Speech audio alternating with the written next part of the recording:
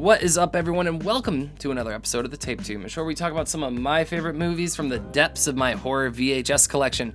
And once again this week, we focus on my wildly unpopular opinion as we talk about my favorite movie from the Halloween series with Halloween 3, Season of the Witch from 1982. I fucking love this movie, and I know that you know that I love this movie because I've wasted your time before in other videos, but I haven't got to talk about it on the Tape Tomb and in this much detail, so we'll just have to sit through it again. And if you're willing to sit through all of that again, thank you. And make sure you click that like and subscribe button down below if you haven't already. But let's save all of that noise for the post-plot section of the show. Let's get to the guts. Halloween 3 is directed by Tommy Lee Wallace in his directorial debut. Before this, he had only been an art director on Assault on Precinct 13 and A Ghost in Carpenter's The Fog. Wallace also wrote this redheaded stepchild of a movie with Carpenter assisting, but uncredited. There's only one real star of this movie, and he's an absolute legend here at the Tape Tomb, and that's Mr. Steal Your Girl, Tom fucking Atkins. This legend has been in other Tape Tomb episodes, like when we talked about Night of the Creeps or The Fog, and he will definitely be in future episodes. This guy is the man, and does what he does best in this movie, and that's have the attractive lead role fall madly in love with him and leave a trail of sad women and children in his wake. But what's this movie about? Not Michael Myers. Deal with it, and roll the film. This movie starts outside of our cozy town of Haddonfield, somewhere in Northern California on October 23rd. We see shop owner Harry Gumbridge, who's tightly gripping a jack-o'-lantern Halloween mask, and he's being pursued by mysterious men in suits.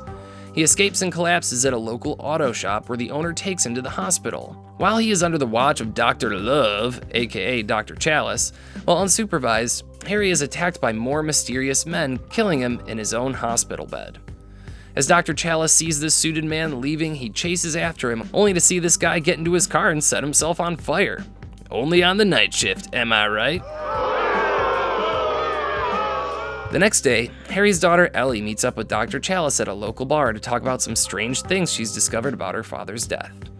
Then, they head out to investigate the Silver Shamrock mask factory in Santa Mira, as this was the mask Harry was clutching onto for his life. As the duo spend the night in the hotel and Dr. Challis discovers some strange things of his own, the next day they wake up to find the lady in the room next door has suffered a fatal injury, and out of the blue, Conal Cochran, the head of Silver Shamrock, shows up to escort her to their own private facility. What's up with that?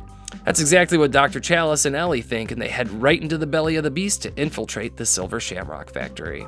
As they arrive for a phony tour and inevitably get caught, they find out some dubious shit. All these men in suits are actually robots made by the factory to do Cochran's bidding, and the company has been embedding magic crystals into the logo of the masks. And when they get all of these kids to sit and watch the Silver Shamrock commercial they have been hyping up for Halloween for days, it triggers some crazy shit in the masks, killing the kids, making bugs and other gross shit come out of their face, and ultimately use them as a sacrifice to some Celtic god for some reason. Holy shit, that is a lot to unpack, but if there is a man for the job, I know it's our boy Tom. What will our duo do to save Halloween and the children of the world from being sacrificed? Just stay focused, Tom. You have a job to do in Halloween 3, Season of the Witch. Alright, so let's address the issue. Michael Myers isn't in this Halloween movie.